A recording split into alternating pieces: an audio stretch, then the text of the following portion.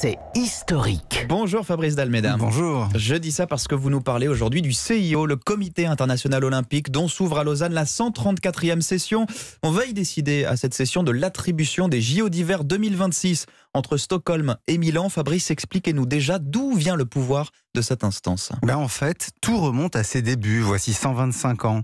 Pierre de Coubertin, un moustachu de 31 ans, avec des cheveux coiffés avec une raie sur le côté gauche, je sais, c'est un détail. Ça se faisait encore à l'époque. Mais c'est lui qui réunit à Paris du 16 au 23 juin 1894 le premier congrès olympique. 2000 personnes de 13 nations différentes se retrouvent dans le grand amphithéâtre de la Sorbonne pour représenter 79 sports. Après donc une semaine de discussion, Coubertin prononce le discours de clôture.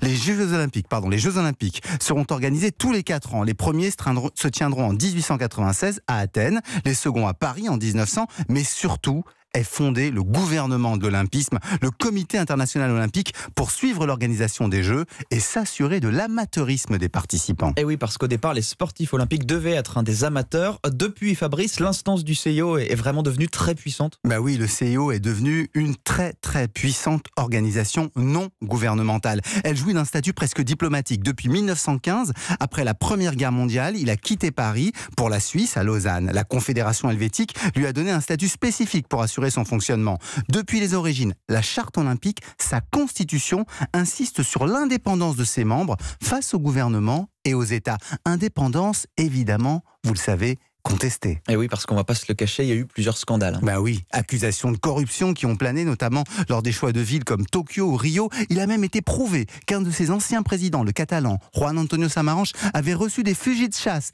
et couvert des versements d'argent à des membres pour l'attribution des JO de Salt Lake City en 2002. Alors on verra si les mesures prises pour améliorer la transparence auront un effet sur cette 134e session du comité, car on l'a compris, au fil du temps, une forme d'avidité a éclipsé l'idéal de fraternité sportive, posé voici 125 ans.